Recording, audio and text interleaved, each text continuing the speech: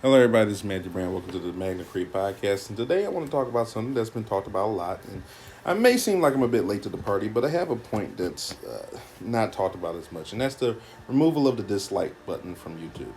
And my point is not just that, like a lot of people, I really can't stand that they got rid of that. It really, messes with the fact that they're already trying to get you to not to say certain things. They're trying to help out these bigger corporations, and I do understand it's their platform. This is their business. They can do what they want to with it. However, one of the biggest problems with that with YouTube is that it wasn't set up to not have a dislike button, right? They're supposed to be because they're talking on one hand about the algorithm, but it's not just that. With these other smaller streaming channels, or I would say channels where they post videos like Instagram, Facebook, they're pretty much the same company, Snapchat, right? All these little different things where they have these little videos. The difference is you're scrolling, right? You don't like what you're watching, you scroll, go watch something else. Just purposely intended for mind numbing watching, right? You're just, not really paying attention. You're not really searching for information. With YouTube, you search for information. So if you can't dislike the information, as far as like tell people, hey, not the best information right off the bat, you have to waste way more time going through different stuff. And instead, it would be better to go to a blog or some different type of website where you intentionally go out your way to go watch such a thing. The bother with that with YouTube and these different blogs, I'm gonna give an example of one I like. Let's say Cigars Daily. I like Cigars Daily. I'm not one wouldn't have any real reason to go on their channel and dislike any of their videos. Do I think they're shills? Yes, but shills doesn't always mean it's bad. Sometimes they're just providing a value because of the law of reciprocity. They give you information on what they think of the cigars and introduce you to some cigars you may not know of, right? But they're not going to go out and bash a bunch of cigars. That's not where they come from, which is why they may be shills. But at the same time, they're providing valuable information, and ergo, in turn, you may be more likely to buy cigars from them. I like that model. It's a wonderful model. I love it. But my problem is, for example, I like watching Cigars Daily on YouTube. Now they have their own channel called Cigars Daily Plus. Cigars Daily Plus offers more value than their channel on YouTube. However, I typically watch them uh, either from, let's say, my phone when I'm, busy doing a variety of things, right? Some type of work, or I watch it on my TV through my PlayStation. I cannot really watch Cigars Daily Plus through my PlayStation very well as I would be to just watch it on YouTube. A lot of these smaller blogs don't have the apps that a lot of people have become accustomed to using on a daily basis.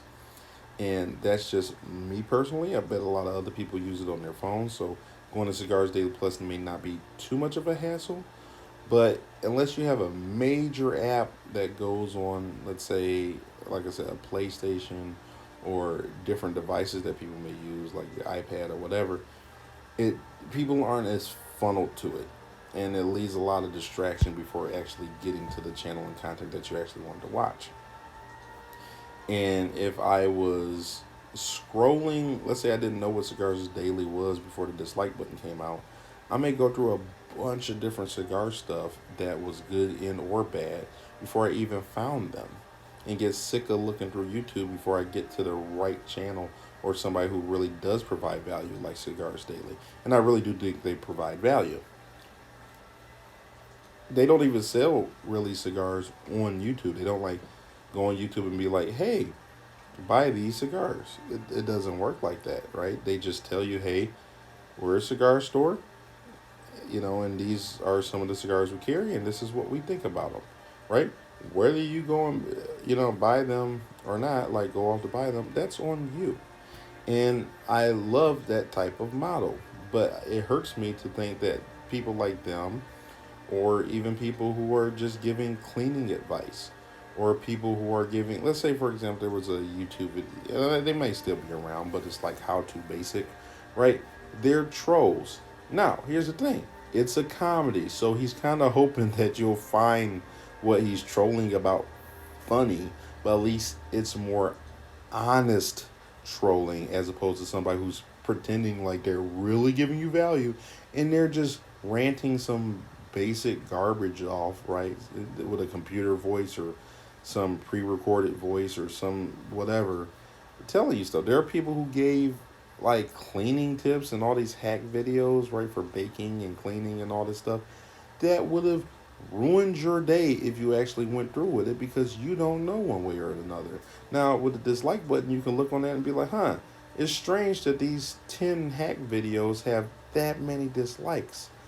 But when you see that, you may be like, maybe I shouldn't go, do this. But when you go into the comments section, you may not actually get, a lot of people are, well, go into the comment section. Well, first you got to click on the whole video, just do that. Two, if you're using a PlayStation like me, you might not even have a comment section. Then you got to go down and read the comments, and it may be people who just say, oh, that's so cool, I never heard of that before, right? Because a lot of people don't try these hacks out, they're just watching them. So keep that in mind. That's real disservice to lose the dislike button. I wish they would bring it back. I highly doubt they will because it's these big corporations who want the dislike button going, because if all of these companies don't have dislike buttons anymore, they blend in more with the other stuff. They don't, somebody, let's say for example, post something that's like anti-gun, right? It's very common for them to get a lot of dislike buttons. Now somebody might be wondering, like, why is this person getting so many dislike buttons? And it would be because their logic doesn't make sense, but they don't know. They're not familiar with guns, but they could seek them into going to more knowledge. But now they just hear something and they have to just, okay, I guess it might be true. That sounds right. And that's why you have so many people who think an AR-15 is a machine gun, right? Let's be honest here. You get bad information and then you hear it over and over again and people take it to the bank. That's what my last post was about, right? People being aware of commonly said bad information. AR-15 is not a machine gun, right? And there's other stuff, I was saying too, like there was a guy who made a post very recently. It wasn't even on YouTube, but he was posting about how, a bad area in Detroit, and a lot of people disliked the video. Now, they didn't have the ability to dislike the video, but you can read from the comments section. But when you read in the comments section, you look more into it. I've seen some people asking, like, why is everybody so angry?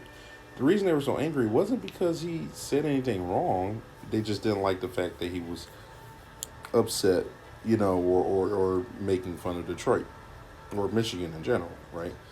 But he's from there. It's his own personal opinion. But you can discern that after looking at the number of dislikes. Doesn't mean you won't watch the video. Just might mean you will take it with a grain of salt before you do.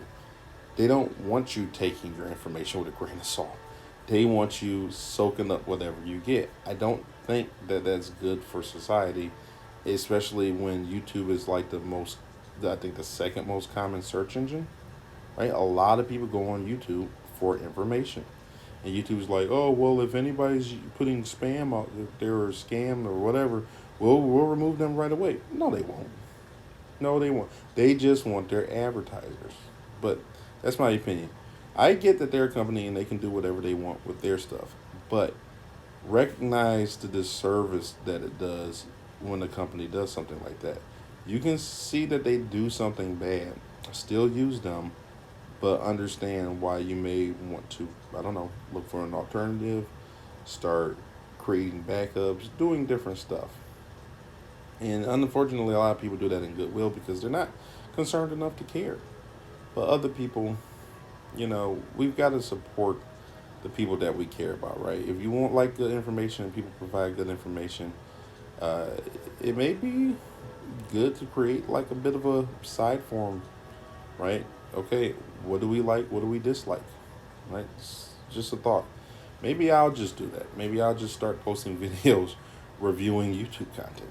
Who knows? Anyway, thanks for tuning in. Peace out. Let me know what you think.